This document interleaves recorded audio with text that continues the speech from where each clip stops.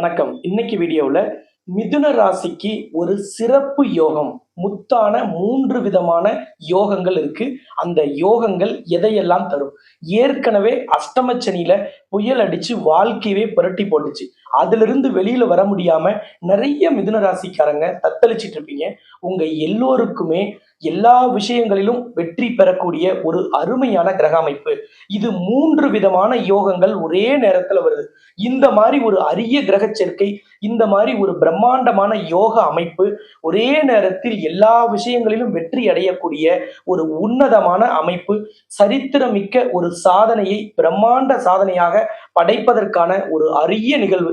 இது இனிமேல் வருமா அப்படின்னா கண்டிப்பாக இல்லை. அப்படிப்பட்ட இந்த அரிய கிரக சேர்க்கை மிதுன ராசிக்கு எதையெல்லாம் தரும்? எந்த விஷயங்களெல்லாம் உடனடியான வெற்றி? எந்த சிக்கல்களிலிருந்து நீங்க உடனடியாக வெளியில் வருவீர்கள்? உங்களோட நீண்ட கால ஆசை, நீண்ட கால கனவு, நீங்க விரும்பிய விஷயங்கள் எதெல்லாம் தடையாச்சோ அந்த தடைகளை எல்லாம் நீங்க தகர்த்தெறிந்து விட்டு வெற்றி பெறும் ஒரு அற்புதமான காலம். அந்த அனைத்து விஷயங்களையும் ஒன் பை ஒன் இந்த வீடியோல பார்க்க போறோம். இந்த சேனலை நீங்க ஃபர்ஸ்ட் டைம் பாக்குறீங்க அப்படின்னா சப்ஸ்கிரைப் பண்ணாம இருந்தா சப்ஸ்கிரைப் பண்ணிடுங்க. பெல் பட்டன்ல ஆல் ஆப்ஷன் கொடுத்துட்டு இந்த வீடியோவை மற்ற மிதுன ராசி மிதுன லக்னக்காரர்கள், அவங்க உங்களோட ஃப்ரெண்ட்ஸோ ரிலேட்டிவ்ஸோ இல்லை உங்க கூட வேலை பார்க்குறவங்களோ யாராக இருந்தாலும் அவங்களுக்கு சோசியல் மீடியாவில் நீங்க ஷேர் பண்ணலாம். அது இன்ஸ்டாகிராமா இருக்கலாம், ட்விட்டரா இருக்கலாம், ஃபேஸ்புக்கா இருக்கலாம், அல்லது வாட்ஸ்அப்பா இருக்கலாம். முத்தான 3 யோகங்கள். முதலாவது யோகம்ங்கிறது திரிகிரக சேர்க்கை. உங்களோட ராசிக்கு 9ஆம் இடமான யோகஸ்தானத்தில் சனி, சூரியன், புதன் இந்த 3 கிரகங்கள் சேர்ந்திருப்பதற்கு பெயர் தான் திரிகிரக யோகம். 1. 2வது கிரகம் பரிவர்த்தனை பெறுவது. அதாவது மிதுன ராசிக்கு 5ஆம் இடம் என்று சொல்லக்கூடிய பூர்வ புண்ணிய ஸ்தானத்தை குறிக்கும் சுக்கிரன் குருவின் வீட்டில் உச்சம் பெற்றும், சுக்கிரனின் வீடான ரிஷப ராசியில் குரு இருப்பதும் பரிவர்த்தனை யோகம். இந்த பரிவர்த்தனை யோகம் உங்களோட புண்ணியங்களை மிக பெரிய அளவில் வேலை செய்ய வைக்கும். மிதுன ராசிக்காரங்க நினைச்சிருக்கலாம், எல்லாருக்குமே நம்ம உதவியா இருந்தோம், நிறைய பேருக்கு நம்ம நிறைய உதவிகள் செஞ்சோம், யாருக்குமே எந்த தொந்தரவும் செய்யாம மற்றவர்களுக்கு வழிகாட்டியாகவும் உறுதுணையாகவும் இருந்த நமக்கு எந்த ஒரு உதவியும் கிடைக்கல, நம்ம செஞ்ச புண்ணியங்கள் எப்பதான் ஆக்டிவேட் ஆகும், நம்ம புண்ணியம் நமக்கு கை கொடுக்குமா அப்படின்னு நிறைய பேர் நினைச்சிருப்பீங்க. அந்த அஷ்டமச்சனி காலத்துல உங்களோட புண்ணியங்கள் ஆக்டிவேட் ஆகிறது மட்டும் இல்ல, 200% பவர்ஃபுல்லா உங்களோட பூர்வ புண்ணிய ஸ்தானாதிபதி ரொம்ப சக்தியோட இருக்கிறதுனால இந்த காலகட்டங்களில் மிகப்பெரிய பதவிகள் ரொம்ப ஈஸியா கிடைக்கும். சரி, 3வது யோகம் என்னன்னு பார்த்துட்டு பலன்களை பார்த்துடலாம். 3வது யோகம் அப்படிங்கிறது கிரக மாளிகா யோகம். உங்களோட மிதுன ராசியில தொடங்கி அப்படியே ரிவர்ஸ்ல பார்த்தீங்கன்னா ரிஷப ராசியில குரு இருப்பார், உங்க ராசியில செவ்வாய், அதுக்கப்புறம் மீன ராசியில ராகு, சுக்கிரன், அடுத்தது கும்ப ராசியில சூரியன், புதன், சனி. இந்த கிரக அமைப்பு தான் உங்களுக்கு மிக பெரிய அளவில் பலனை தரும். 9 கிரகங்கள்ல 8 கிரகங்கள் வரிசையாக அணிவகுத்து மாலை கட்டி போடுற மாதிரி வரிசையாக இருக்கும். அதற்கு பெயர் தான் கிரக மாளிகா யோகம். கிரகங்கள் மாலையாக இருப்பதற்கு பெயர் கிரக மாளிகா யோகம். இதுல சந்திரனும் அப்போது இடையில ஒரு 15 நாளைக்கு சந்திரனும் இந்த மாலையில இடம் பெற்றுவிடும். இந்த அரிய நிகழ்வும் மிதுன ராசிக்கு எண்ணற்ற மாற்றத்தை தரும். எல்லா விஷயங்களிலும் ஏற்றத்தை தரும். இவ்வளவு நாள் நடக்காத விஷயங்களையும் தரும். இப்ப என்னென்ன கிரகங்கள் என்னென்ன பலன்களை உங்களுக்கு தரும்னு பார்த்துடலாம். இப்போ 9ஆம் இடமான யோகஸ்தானத்தில் சனி இருந்து யோகத்தை கொஞ்சம் ஸ்லோ பண்ணியிருப்பார். என்னதான் சனி யோகாதிபதியாக இருந்தாலும் அவரின் இயற்கையான தன்மை ஸ்லோவாக நகரக்கூடியவர். இருக்கக்கூடிய நவ கிரகங்களில் ஒரு ராசியிலிருந்து இன்னொரு ராசிக்கு பெயர்ச்சியாக அதிக நாட்களை எடுத்துக்கொள்ளக்கூடிய கிரகம் சனி. அதனாலதான் சனி 2.5 வருஷத்துக்கு ஒருக்கா பெயர்ச்சி ஆவார். அதனால சனிக்கு மந்தக்காரகன்கிற ஒரு பெயரும் உண்டு. இப்ப 7.5 சனினா ஒரு ராசிக்கு பின்னாடி, அதாவது 12ஆம் இடத்தில் சனி வரும் பொழுது விரைய சனி, அங்கே 2.5 வருஷம். ஜென்மச்சனியாக அந்த ராசியில் 2.5 வருஷம். 2ஆம் இடத்தில் பாதச்சனியாக 2.5 வருஷம். உதாரணத்துக்கு மிதுன ராசினா ரிஷபத்தில் சனி வரும் பொழுது 7.5 சனி தொடங்கிவிடும். மிதுனத்திற்கு வரும் பொழுது ஜென்மச்சனியாக 2.5 வருடம். அடுத்தது கடகராசியில் சனி இருக்கும் பொழுது பாதச்சனியாக 2.5 வருடம். அப்ப மொத்தம் 7.5 வருடம். அதுக்கு பெயர் தான் 7.5 சனி. சனி யோகஸ்தானத்தில் இருந்தாலும் யோக காரகனாக இருந்தாலும் அவர் யோகங்களை பெரிய அளவில் ஆக்டிவேட் செய்யல. இப்ப உங்களுக்கு 3ஆம் இடமான முயற்சி ஸ்தானத்திற்கு அதிபதி யார்? சூரியன். நவ கிரகங்களில் ராஜ கிரகம் எது? சூரியன். ஒரு உயிரை உருவாக்கக்கூடிய சக்தி பெற்ற கிரகம் நவ கிரகங்களில் சூரிய பகவான் மட்டுமே. இன்னொன்னு சிவபெருமானை குறிக்கக்கூடியதும் இந்த சூரியனே. அப்படிப்பட்ட சூரியன் யோகஸ்தானத்தில் போய் அமரும் பொழுது உங்களுக்கு அரசு வேலைகள், அரசு பதவிகள், அரசு வேலையில் இருப்பவர்களுக்கு உயர் பதவி, சம்பள உயர்வு, விரும்பிய இடத்திற்கு இடமாற்றம், அரசாங்க விஷயங்களில் வெற்றி. ஒரு கவர்மெண்ட்ல போய் ஒரு லைசன்ஸ் வாங்கணும், ஒரு சர்டிபிகேட் வாங்கணும்னா கூட இவ்வளவு நாள் ஒரு தடை இருந்திருக்கும். அந்த தடை ரொம்ப எளிதில் நீங்கிவிடும். உங்களோட அரசாங்க முயற்சிகள், அரசு சார்ந்து நீங்க எந்த காரியத்தை, எந்த விஷயத்தை சாதிக்கணும்னாலும் அதுக்கு இந்த கிரகமாளிகா யோகமும், இந்த கிரக பரிவர்த்தனைன்னு சொல்லக்கூடிய சுக்கிரன் குரு பரிவர்த்தனையும் பெரிய அளவில் உங்களுக்கு சப்போர்ட் பண்ணும். அதுக்கு அடுத்தது புதன் இந்த 9ஆம் இடத்தில் போய் இணைந்திருக்கிறார். புதன் உங்களுக்கு ராசி அதிபதி, 4ஆம் இடத்திற்கு அதிபதி. அப்ப உங்க ராசி அதிபதியே 9ஆம் இடமான யோகஸ்தானத்தில் இருக்கும் பொழுது உங்களுக்கு யோகங்கள் உறுதியாக கிடைக்கும். ராசி பலனை இப்படி பாருங்க, உங்களுக்கே ஈஸியா புரியறதுக்கு தான் இவ்வளவு தெளிவா சொல்றேன். அதாவது உங்க ராசி அதிபதியும் 4ஆம் இடத்திற்கும் அதிபதி புதன், அவர் யோகஸ்தானத்தில் போய் அமர்கிறார். அப்ப உங்களோட அதிர்ஷ்டங்கள், யோகங்கள் ஆக்டிவேட் ஆகும். அடுத்தது சூரியன் உங்களுக்கு 3ஆம் அதிபதி, அவர் தான் முயற்சி ஸ்தானத்திற்கு அதிபதி. அவர் யோகஸ்தானத்தில் போய் அமரும் பொழுது சூரியன்னா அரசு வேலை, அரசு பதவிகள், அரசாங்க சம்பந்தப்பட்ட விஷயங்கள், இது எல்லாமே உங்களுக்கு கைகூடி வரும். இது எல்லாவற்றிலும் உங்களுக்கு வெற்றி கிடைக்கும். 9ஆம் இடத்தில் சனி இருக்கும் பொழுது யோகங்கள் குறைவாக இருக்கும், ஆனால் யோகங்கள் கண்டிப்பாக ஆக்டிவேட் ஆகும். அப்ப இந்த திரிகிரக யோகத்துல இதெல்லாம் கிடைச்சிடும். இன்னொன்னு தொழில் காரகன் அப்படின்னா 12 ராசிக்குமே சனி பகவான். உங்களுக்கு தொழில் ஸ்தானாதிபதி குரு, ஆனா தொழில் காரகன் சனி, அவர் 9ஆம் இடத்தில் இருக்கிறார். சூரியன் புதன் சனி மூன்றும் சேர்ந்து இருக்கும் போது அதுல புதன் என்பவர் உங்கள் ராசி அதிபதி மற்றும் 4ஆம் இடத்திற்கும் அதிபதி. உங்க ராசிப்படி பார்க்கும் பொழுது புதன் உங்களுக்கு ஒரு பரிபூரண சுப கிரகம். இதே ரிஷப ராசிக்கு பார்க்கிறோம் ஒரு உதாரணத்துக்கு அப்படின்னு பாத்தீங்கன்னா, அவர்களோட ராசி அதிபதி சுக்கிரன் அவர்களுக்கு 6ஆம் இடத்திற்கும் அதிபதியா இருக்கிறார். அப்ப அவர்களுக்கு கிடைக்கும் பலனை விட மிதுன ராசிக்காரர்களுக்கு அவர்களின் ராசி அதிபதி ஒரு பரிபூரண சுபத்தன்மையோடு இருப்பார்.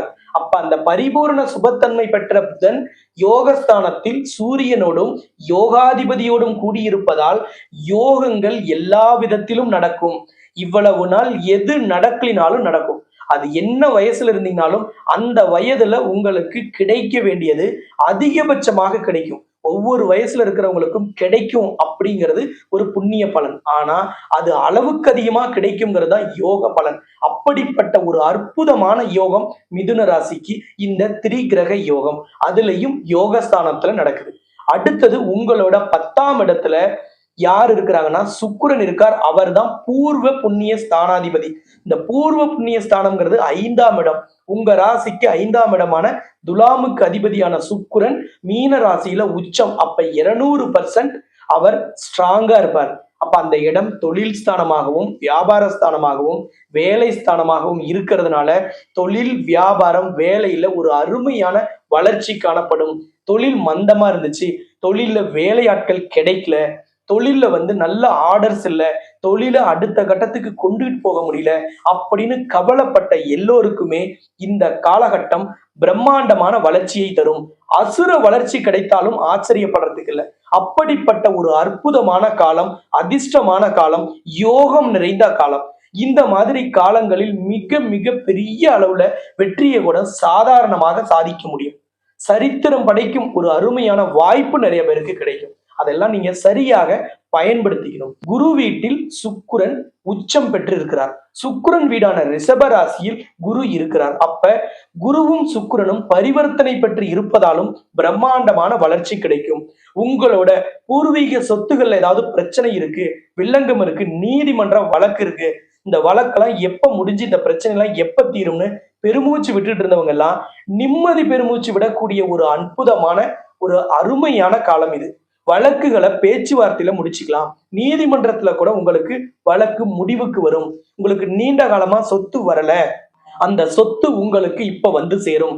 சொத்துல பிரச்சனை இருக்கு, உடன் பிறந்தவர்களோடு கருத்து வேறுபாட்டினால அந்த சொத்துல சிக்கல் இருக்கா, அதுவும் சரியாகிவிடும். நீதிமன்றத்துல வேறு விதமான வழக்குகள், தொழில் வியாபாரத்துல தனிப்பட்ட வழக்கு எது இருந்தாலும் இப்பொழுது அது சரியாகிவிடும். இந்த காலகட்டங்கள் உங்களுக்கு அரிய காலகட்டம். இது மாதிரி ஒரு காலகட்டம் இன்னைக்கு மிதுன ராசியில இருக்கக்கூடியவர்களுக்கு இனி அவர்களின் ஆயுட்காலத்தில் வருவது சந்தேகமே. ஏன் அப்படின்னா 9ஆம் அதிபதி சனி இன்னும் 30 வருஷம் கழிச்சு அந்த இடத்துக்கு வருவார். ஆனா அதே நேரத்துல குருவும் சுக்கிரனும் பரிவர்த்தனை பெறும் அமைப்பு அந்த நேரத்துல அமையாது. அப்படி அது அமைஞ்சாலும் உங்களுக்கு கிரகமாளிகா யோகம் கிடைக்காது. அப்ப இந்த 3 யோகங்களும் ஒரே நேரத்துல வரும் காலகட்டத்தில் வீடு கட்டுவதை செய்யலாம். புதுசா வீடு கட்டணும், வண்டி வாகனம் வாங்கணும், வண்டி வாகனம் சார்ந்த தொழில் தொடங்கணும், இது எல்லாவற்றையும் செய்யலாம். காரணம் 4ஆம் இடமான கன்னி ராசிக்கு அதிபதி தான் உங்க ராசிக்கும் அதிபதியான புதன். அவர் யோகஸ்தானத்தில் இருக்கிறார்.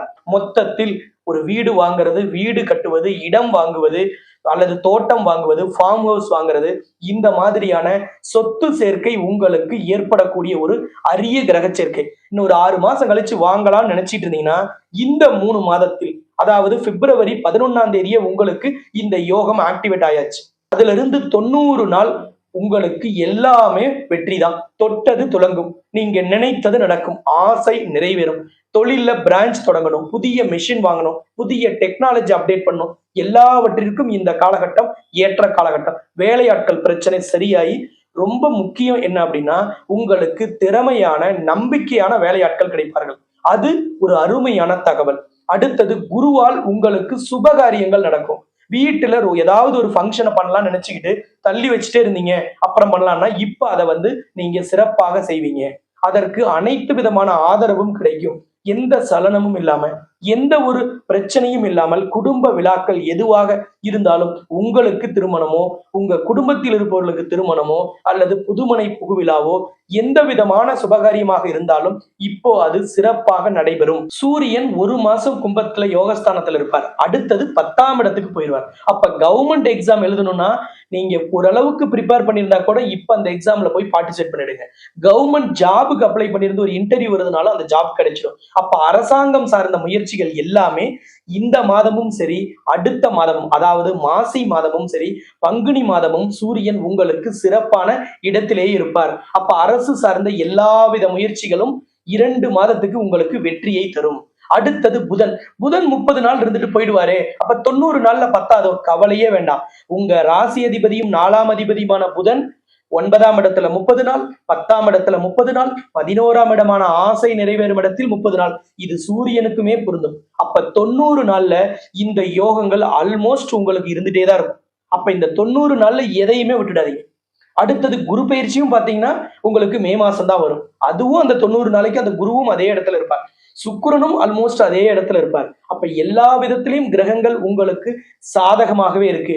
மிதுன ராசி மிதுன லக்னக்காரர்கள் இந்த கிரக அமைப்பையும் இந்த யோகத்தையும் விட்டுட்டு அப்புறமா ஒரு அமைப்பு வருமானு நினைச்சிட்டு இருக்காதீங்க. காலங்கள் வரும் பொழுது, எல்லா விஷயங்களும் கைகூடி வரும் பொழுது, கிரக அமைப்புகள் சாதகமாக வரும் பொழுது வெற்றி அடையறதுக்கான வழியை நோக்கி வேகமாக பயணம் செய்யுங்க. இந்த காலகட்டத்துல எச்சரிக்கையா இருக்கணும்னு ஏதாவது இருக்கா அப்படின்னா ஒரே ஒரு விஷயம் எச்சரிக்கையா இருக்கு. அது நான் எப்பவும் சொல்லக்கூடிய முயலும் வெல்லும் ஆமையும் வெல்லும், முயலாமை ஒருபோதும் வெல்லாது. அப்ப முயற்சி செய்யணும், நம்பிக்கையோடு முயற்சி செய்யணும், நேர்மறை சிந்தனையோடு, அதாவது பாசிட்டிவான எண்ணத்தோடு எதை அணுகினாலும் அதில் வெற்றி கிடைக்கும்.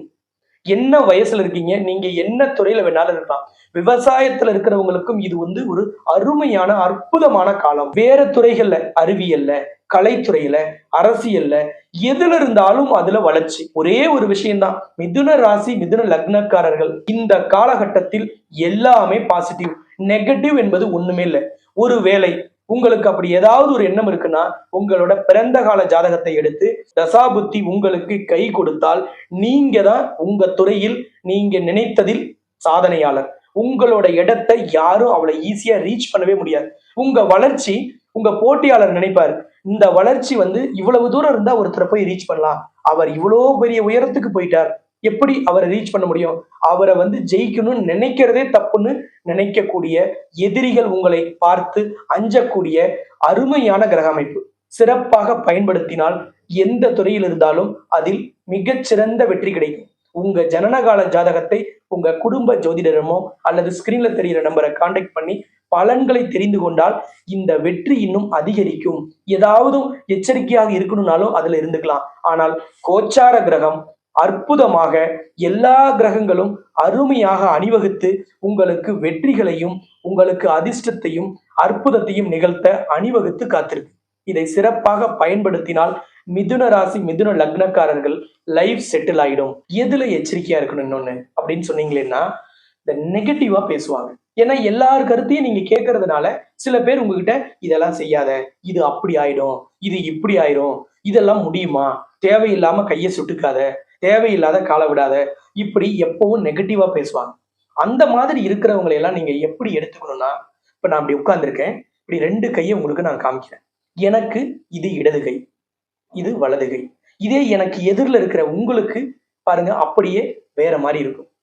இந்த கை உங்களுக்கு வலதாகவும் இடதாகவும் பார்வையில வரும். அப்ப என்னுடைய பார்வையும் என்னுடைய கண்ணோட்டமும் வேற, எதிரில் இருப்பவர்களின் பார்வையும் அவர்களின் கண்ணோட்டமும் வேற.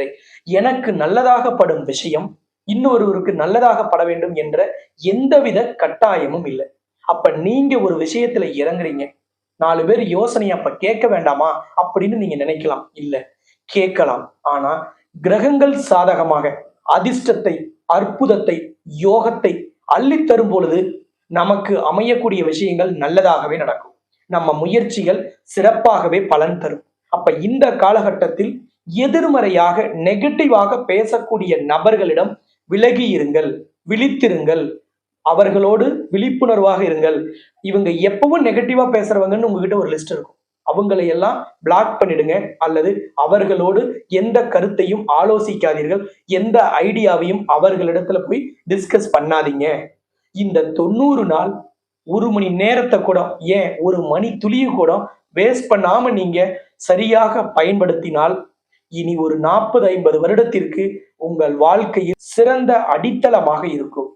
இவ்வளவு தூரம் மெனக்கெட்டு இந்த வீடியோவை போடுறதுக்கும் இவ்வளவு வலியுறுத்தி சொல்றதுக்கும் காரணம், இந்த மாதிரி ஒரு அரிய கிரக அமைப்பு கிடைக்கும் போது இதை நான் எப்படி மிகைப்படுத்தி சொன்னாலும் சரி, ஆஹா ஓஹோ அற்புதம் யோகம் சூப்பர் சூப்பர் அப்படின்னு எத்தனை விதத்துல வேணாலும் இன்ஃபினிட்டி மாதிரி தொடர்ச்சியாக சொல்லிட்டே போலாம். அப்படிப்பட்ட ஒரு காலம்.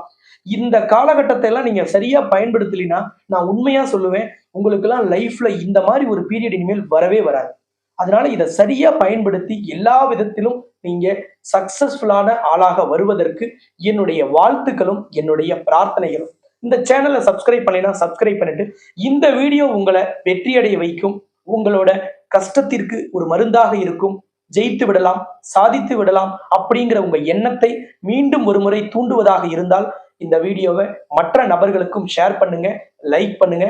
இன்ஸ்டாகிராம், ட்விட்டர், வாட்ஸ்அப், ஃபேஸ்புக் இதுல எல்லாவற்றிலுமே ஷேர் பண்ணி மற்றவர்களுடைய தன்னம்பிக்கை அதிகரிப்பதற்கும் நீங்க காரணகர்த்தாவாக இருங்கள் என்று கேட்டுக்கொண்டு, இதே போல் சிறந்த இன்னொரு வீடியோவில் மீண்டும் உங்களை சந்திக்கும் வரை உங்களிடமிருந்து விடைபெறும் நான் ஜோதிட ரத்னா, ஜோதிட கலாநிதி, ஜோதிட செம்மல், மகாலட்சுமி உபாசகர், ஸ்ரீலஸ்ரீ டாக்டர் ராம் பரிமளம் ஆச்சாரிய குருஜி.